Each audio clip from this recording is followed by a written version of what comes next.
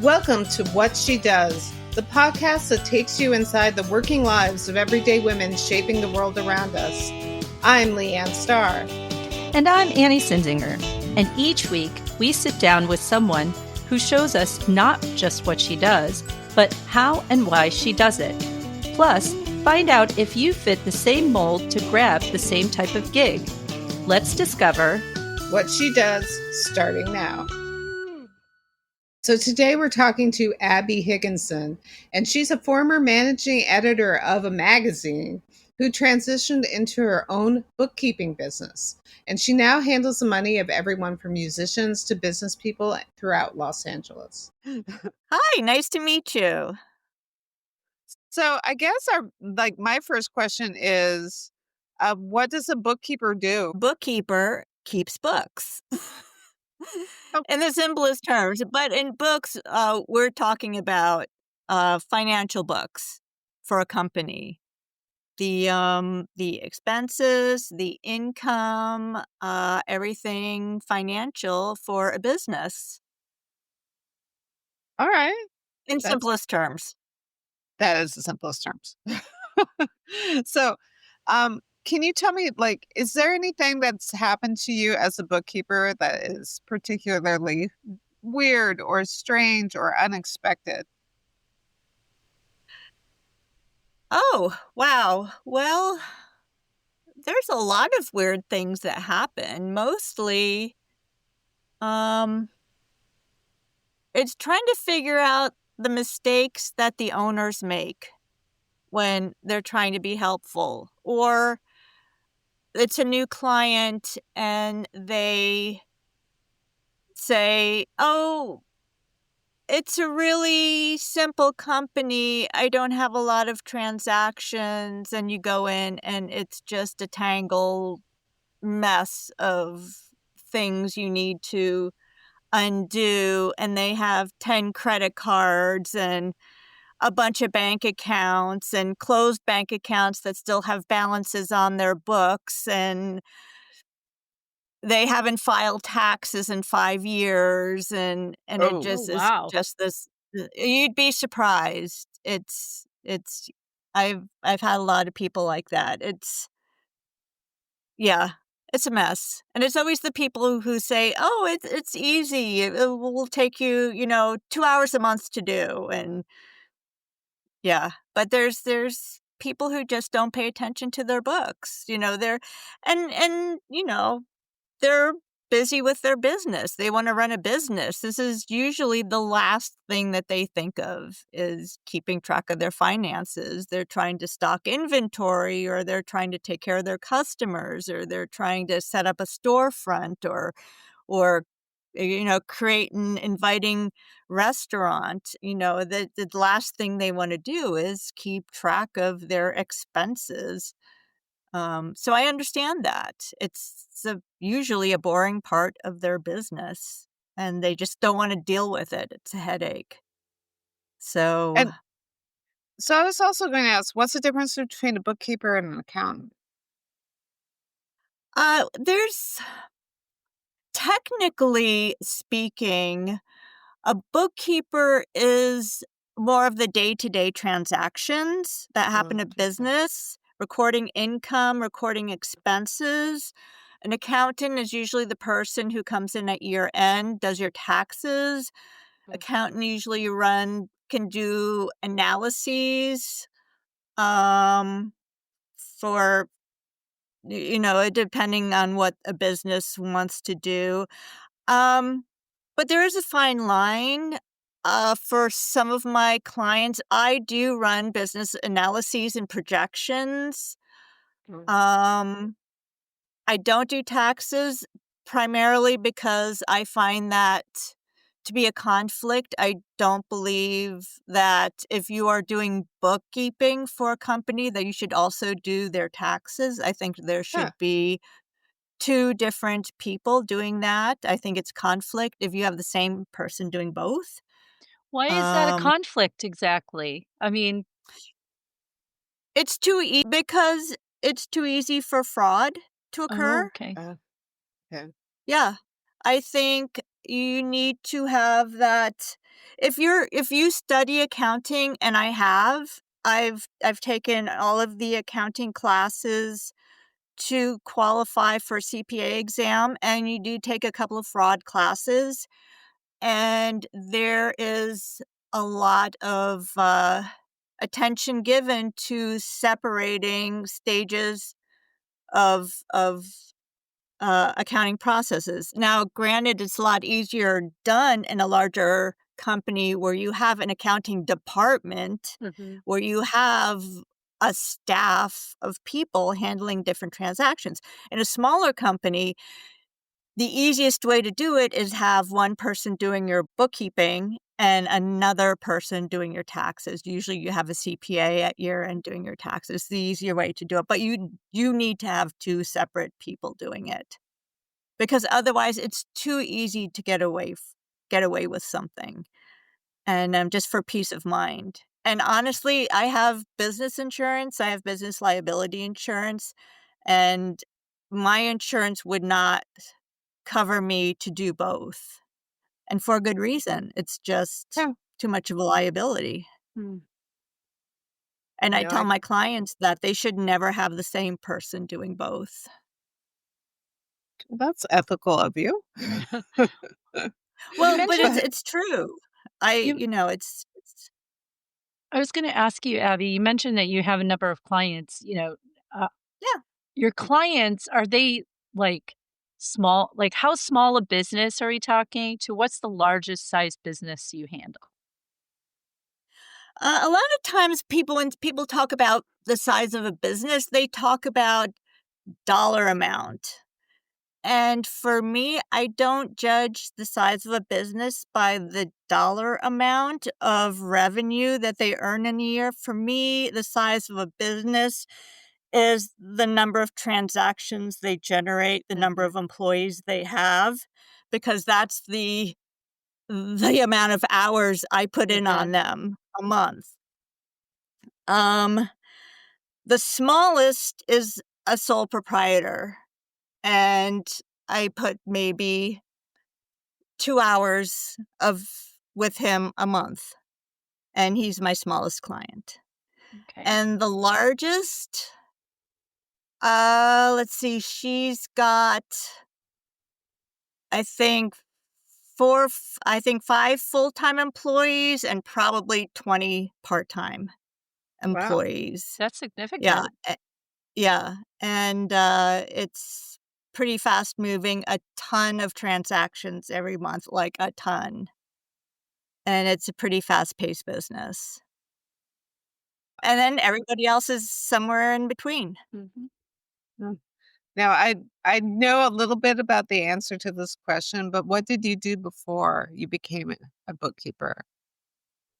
Before that, I worked in publishing, magazine publishing. I worked in the editorial and production aspect, and this is paper publishing, Mhm. actual physical magazines. So, if you know anything of the publishing business, you know that it took a turn many years ago where Mhm. pretty much nobody reads on, paper magazines anymore, and, at that point, it became every magazines folded. It became very hard to find a job. Uh, a lot of publications that went online just couldn't survive online, and they ceased to exist.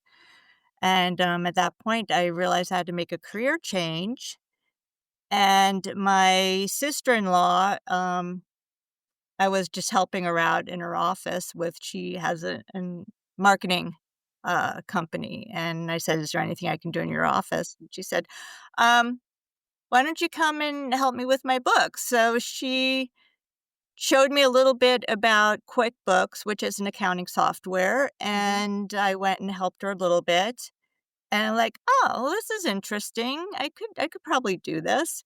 And then I started looking more into it, and I got through my personal CPA.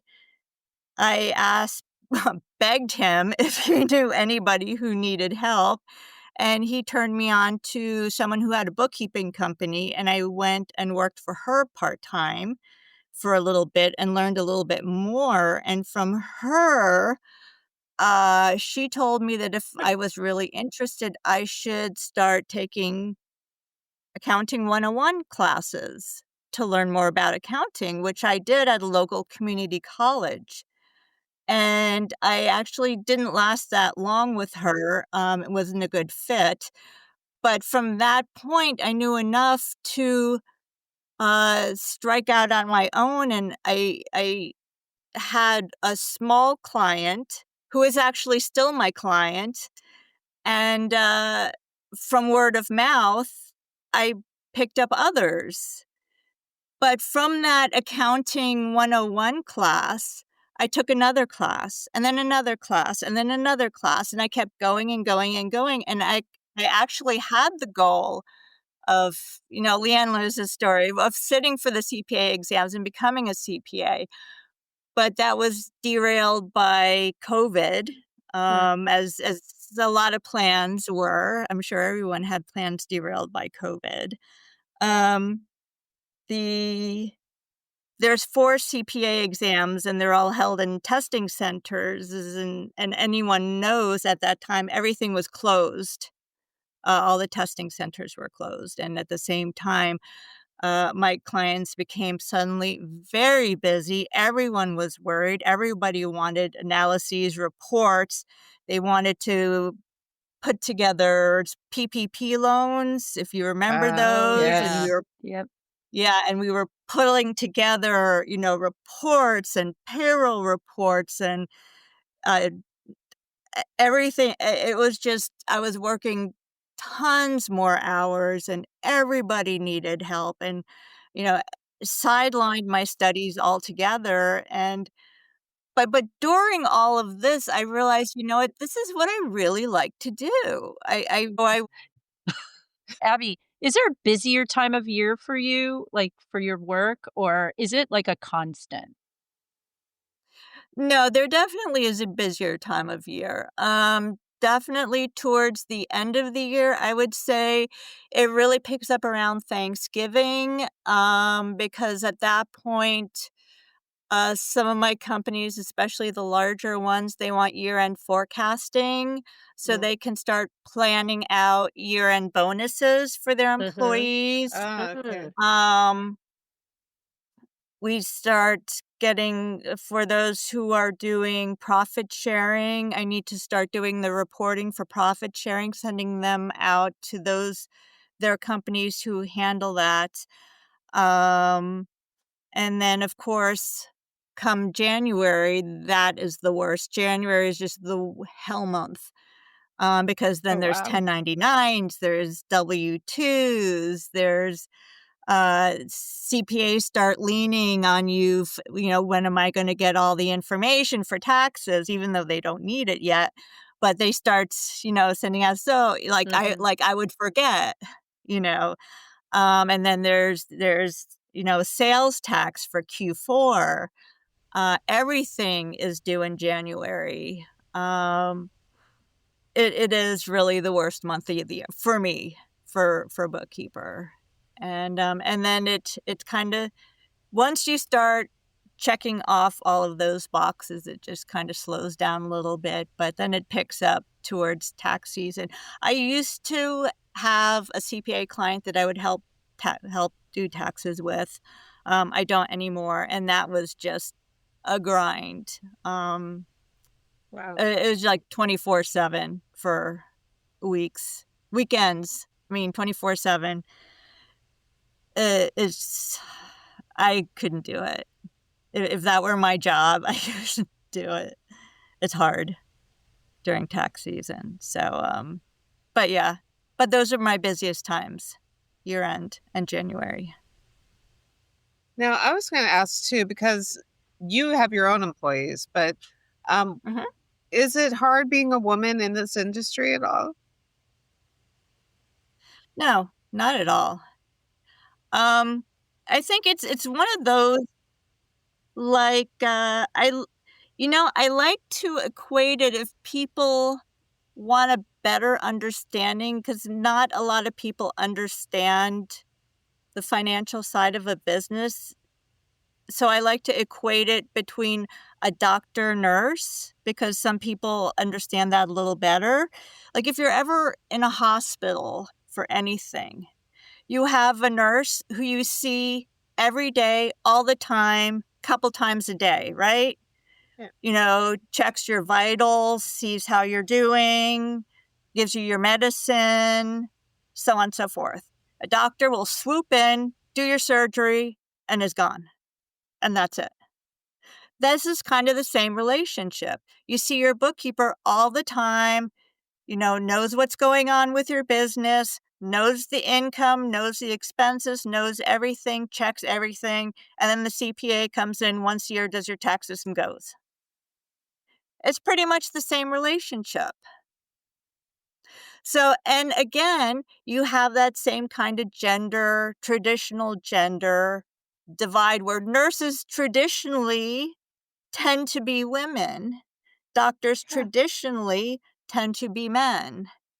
And in the same respect, bookkeepers traditionally tend to be women, at least Huh. now. And CPAs, you have that traditional gender role of being men.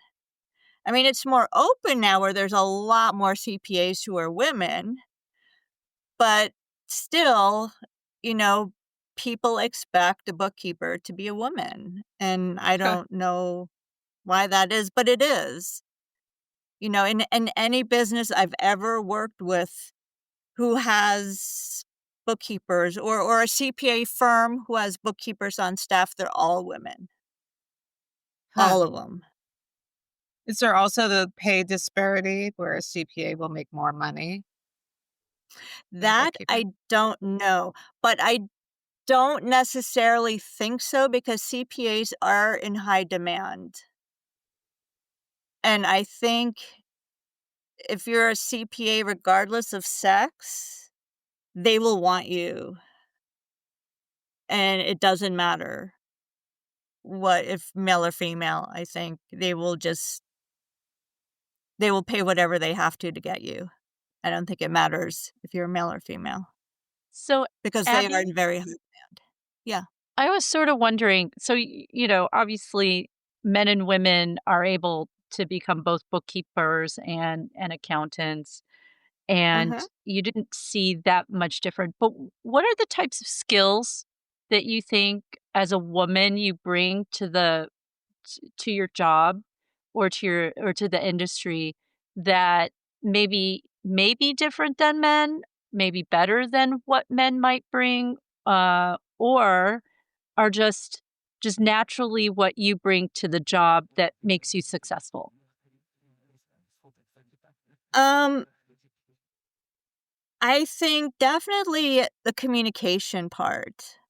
Um, Women, I think, are just naturally more, well, I hate to do that, because even nowadays, you can't just generalize like that. But I feel like I definitely think women tend to be a little better at communicating, a little more empathetic. Um, Also, I think because I'm older, I may present like a little more empathetic than someone who's just out of school, because I've been around the block and I've seen I've seen a lot. Um, and I think, especially when I deal with male clients, when I work with them, they have a hard time, especially in when it comes to math things and accounting things. Men have a hard time admitting when they don't understand something, Mm. Huh. and I can try to explain it to them, like, "Yeah, I know this is really hard to understand, and it took me a while too, but, you know, this is how I think of it," and I try to explain it in a way and soften it, and I can bring the a little more older worker, female perspective and soften it without coming it as like a younger bro dude, you're such a loser, kind of perspective. And I think it's a little easier coming from me. They have there it's a little easier when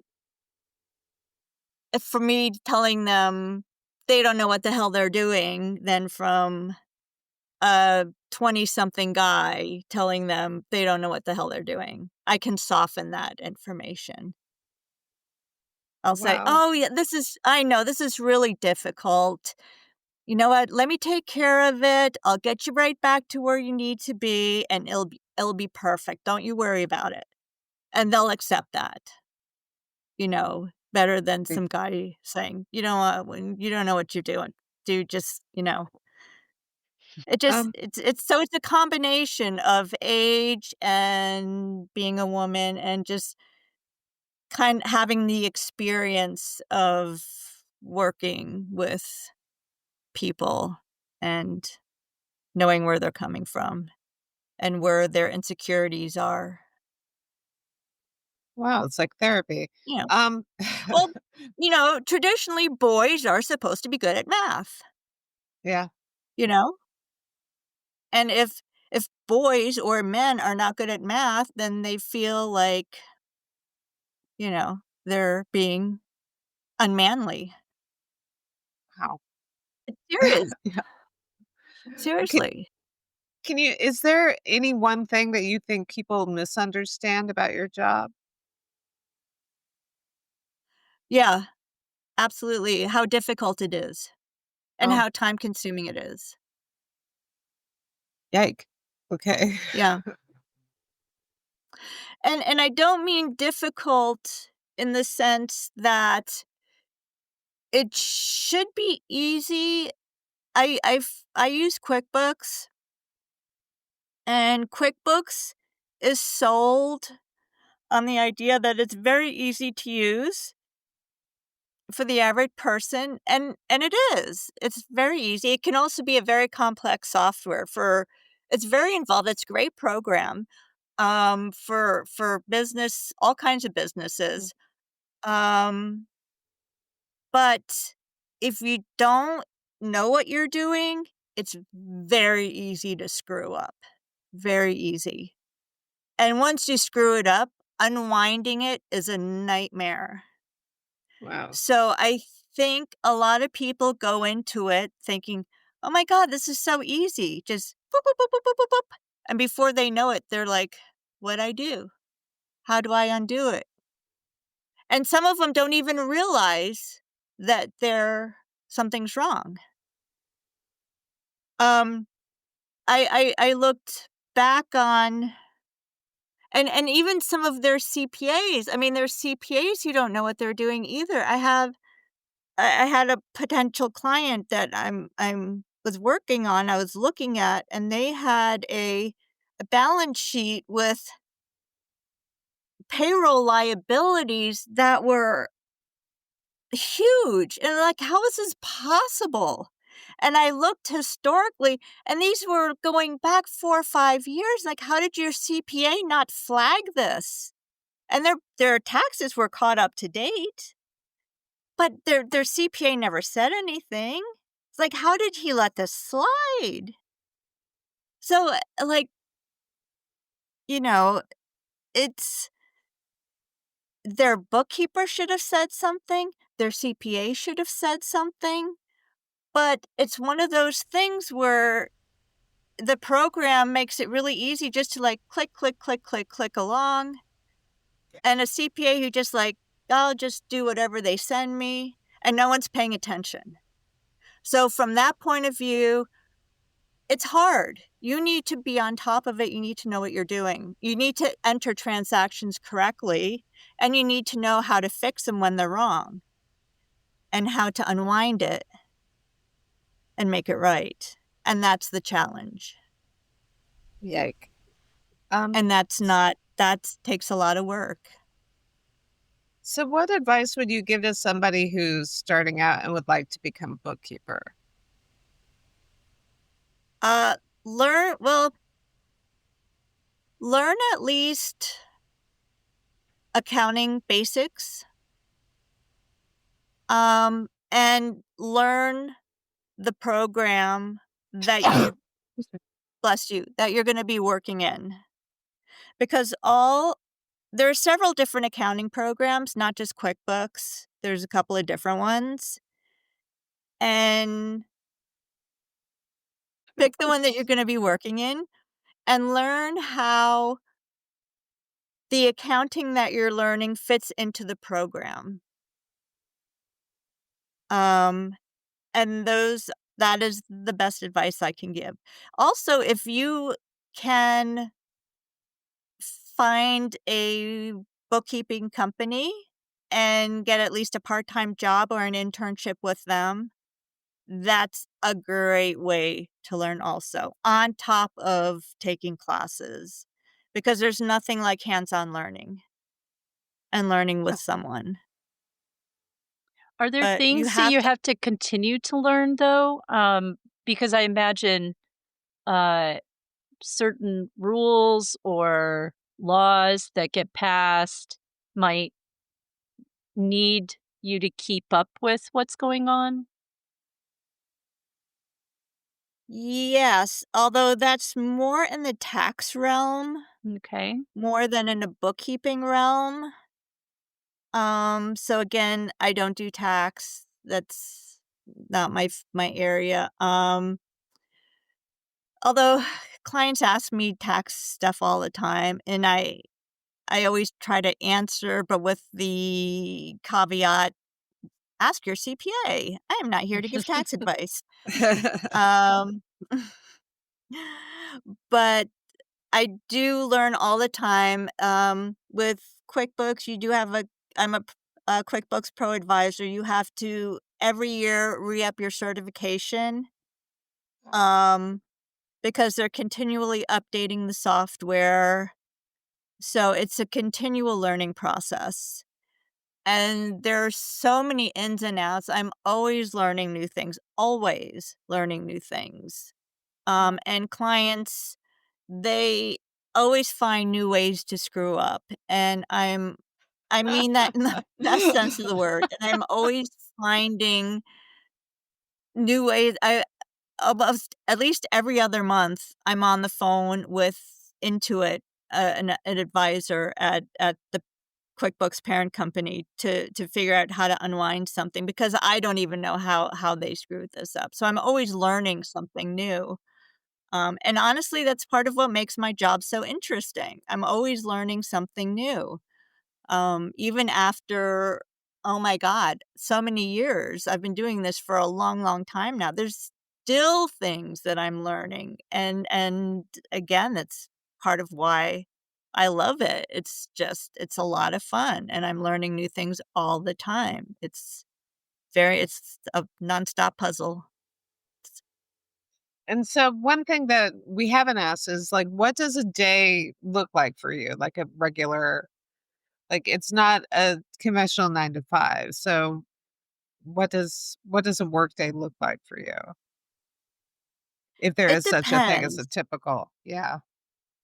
There is no typical day. 3 days a week, I visit clients in their offices.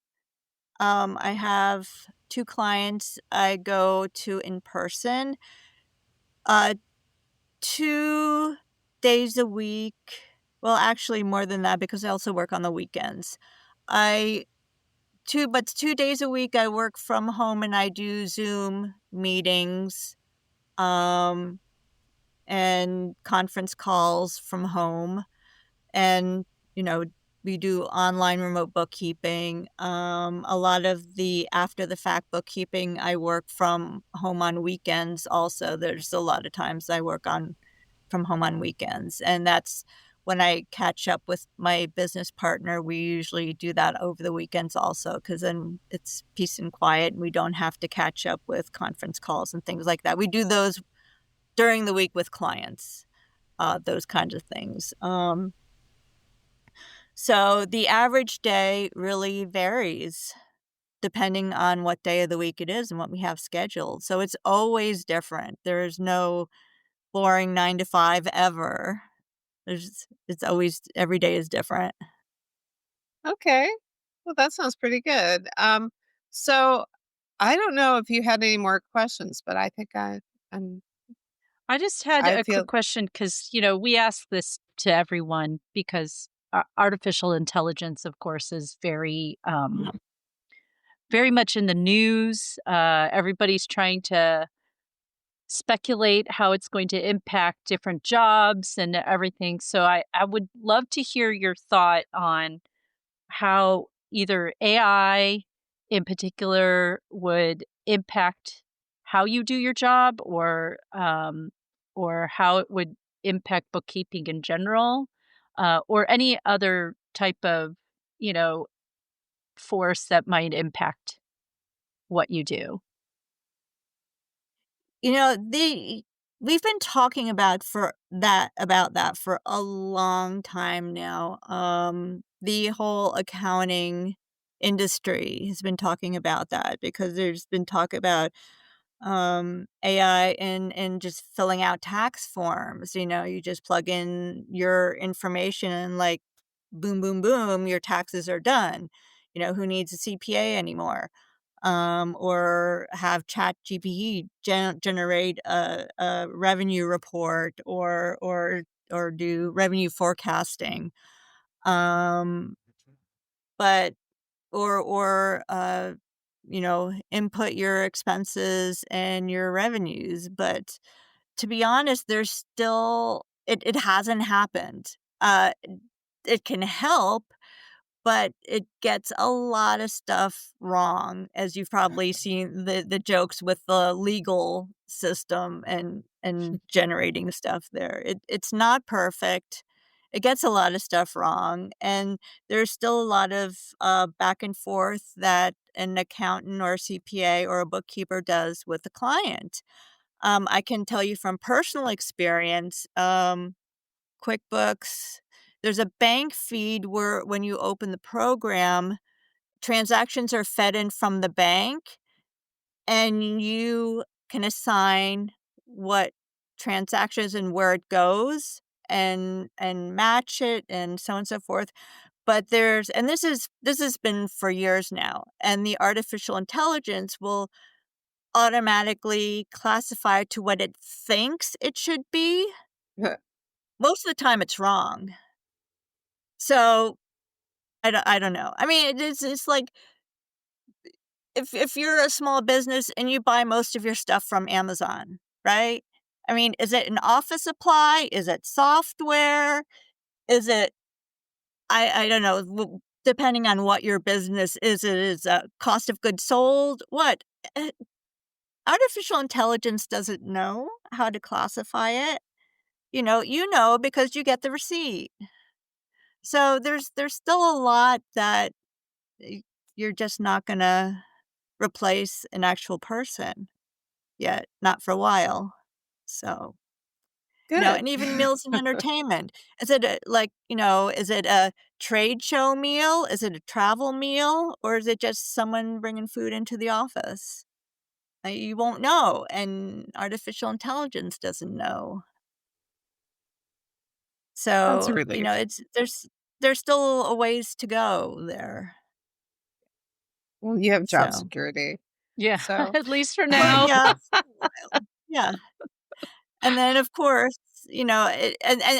that's how people tend to screw it up because oh, someone who says, "Oh, this is so easy," and then they click accept, accept, accept, accept, accept, and then they go back and like, "How did this get wait, no, this is wrong. Whoa, no." It's like, well, that's why. You trusted the artificial intelligence and now your books are screwed up and I have to uh, go back and fix it. So, but yeah, there's a ways to go. At some point, yeah, maybe artificial intelligence will take all our jobs away, but not quite yet. It's not quite there yet. well, thank you so much, Abby, for talking to us. Thank It was such a pleasure meeting you, Annie. It was very nice meeting you too. See ya.